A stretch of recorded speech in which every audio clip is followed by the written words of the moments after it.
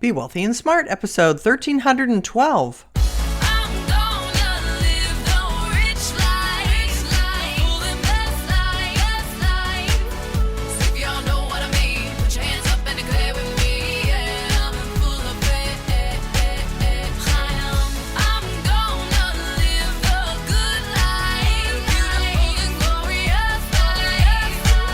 Step into a world of wealth and financial freedom without budgets, boredom, or bosses on Be Wealthy and Smart. And now, here's your host, Linda P. Jones. Welcome to Be Wealthy and Smart. I'm Linda P. Jones, America's Wealth Mentor, empowering women and men worldwide to financial freedom.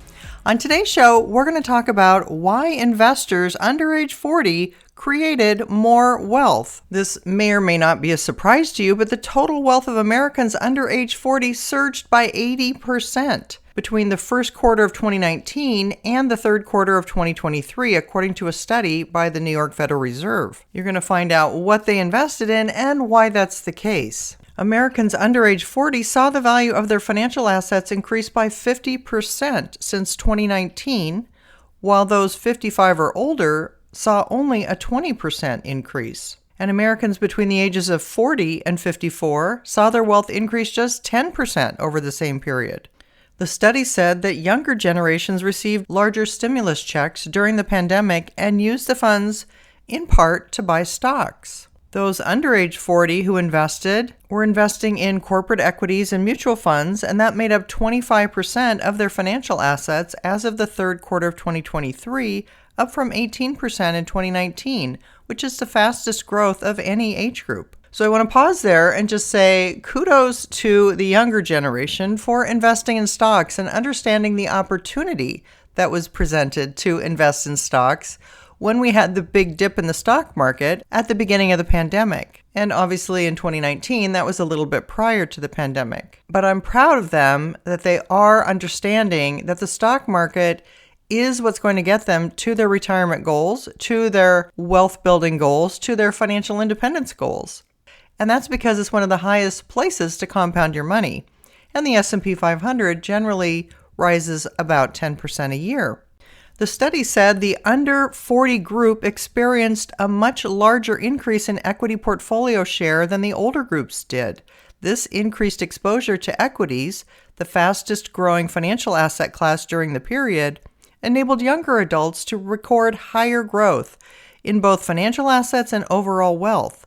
This shift in portfolio composition toward equities likely reflects the fact that younger adults, being farther away from retirement, can afford to invest in risky assets at a higher rate than older adults. Yes, that's true, but also remember we had Robinhood come on the scene, and that attracted a lot of young investors. It made investing very fun and easy for them, celebrating their investments by having all kinds of interesting things that happened on the app to give them a psychological boost. It also was about the time that crypto investing was very popular.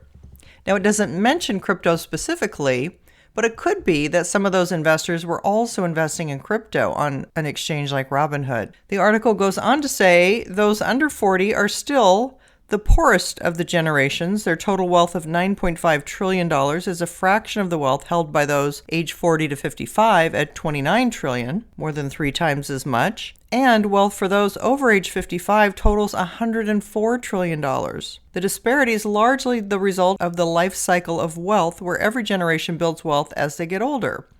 Well, I want to pause there and say, obviously, the older people had more time to compound their money, and so it's natural that the older generation would have more just on sheer number of years to compound alone.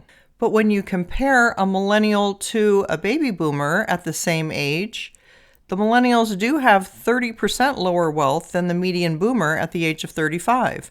$48,000 for millennials versus $63,100 when boomers were the millennials' age. Also, I have to believe real estate plays a big role in that, as we've had historically strong real estate markets since the 2012 low of the real estate bubble from the last cycle. But still, it's pretty amazing that Americans under age 40 had their total wealth surge by 80% to $9.5 trillion. and that they outpaced the other generations during the first quarter of 2019 through the third quarter of 2023. I would imagine that crypto does play a role in this, as younger people tend to be more comfortable with crypto and to be crypto investors. But the article and the study doesn't make any mention of crypto, so we don't have the statistics to really report on that. But kudos to the young people for getting invested in stocks, whether that's taking advantage of their 401k plan or just investing outright with their savings. Investing in things like index funds in low-cost ETFs are a winning strategy, no matter what your age. But I'm glad to see the younger generation comfortable investing in stocks and getting their wealth building going strong. Kudos to you. If you haven't yet subscribed to Be Wealthy and Smart, hit the subscribe button and you'll be notified as soon as new podcasts are available. And all of my podcasts are on my website at lindapjones.com/podcasts. And just about any topic about wealth building is there at your fingertips. That's all for today. Until next time, live the good life and be wealthy and smart. Thank you for listening to Be Wealthy and Smart with Linda P. Jones. Share the wealth and tell your family and friends about the show. Check out our website, blog, and social media for more riches at www.bewealthyandsmart.com.